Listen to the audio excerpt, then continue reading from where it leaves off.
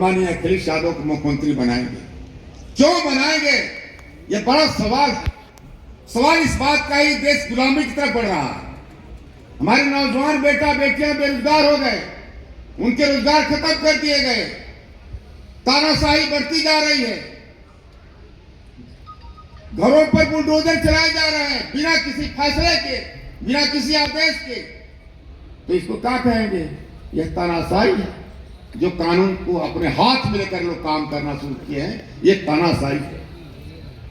साथियों, हमें इस बात को नहीं देखना है कि कौन चुनाव लड़ रहा है, कौन चुनाव नहीं लड़ रहा है। सत्ता परिवर्तन के लिए माननीय अखिलेश यादव का फरमान जिसके नाम के साथ जारी होगा, वही हमारा प्रत्याशी होगा। उसे जिता करके सदन में भेजने काम करेंगे। आज हम सरकार बनाना चाहते हैं, सत्ता परिवर्तन करना चाहते हैं, व्यवस्था बदलना चाहते हैं, तो विधायक से व्यवस्था बदलेगी।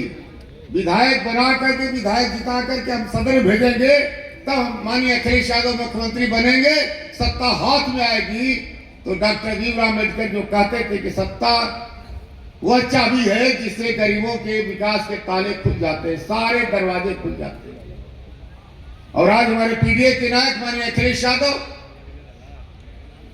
जिस परचम को लहरा रहे हैं, सन 48 में उस परचम को ऐलान किया था डॉक्टर भीमराव अम्बेडकर ने। देश आजाद हो गया था 47 में, 48 में डॉक्टर भीमराव अम्बेडकर ने ऐलान किया था लखनऊ की धरती पर कि जिस दिन ये बैकवर्ड और शेड्यूल्ड कास्ट के लोग इकट्ठा हो जाएंगे, उत्तर प्रदेश की सत्ता पर कब्जा कर लेंगे।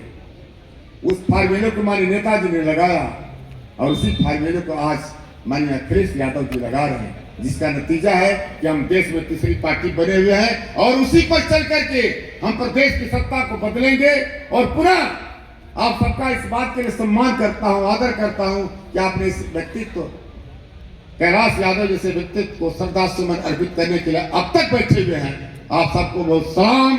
समाजवादी आंदोलन श्रद्धेय नेताजी के जमाने से लेकर माननीय राष्ट्रीय अध्यक्ष जी के नेतृत्व में समाजवादी झंडे को लेकर हमेशा वो चिंतित रहता है कि जनपद की 7 सीटें जीतने का काम करें, जनपद के एमएलसी जीते, जनपद के प्रमुख जीते, जनपद में चेयरमैन हमारा हो, जनपद के सभी जो है कि हमारे एमएलसी जीतने का काम करें। उसे बनना नहीं रहता, उसकी तड़प रहती है और हम सबको सुनने के लिए वो अंतिम समय तक बैठा भी रहता है। मैं विशेष करके आज इस पुण्यतिथि पर आप सबका अभिनंदन करता हूं कि जो अंतिम वक्त तक आप मंच के लोगों को सुनने के लिए सामने बैठे हैं, क्योंकि आप ही की ताकत है, आप ही की जमीन है।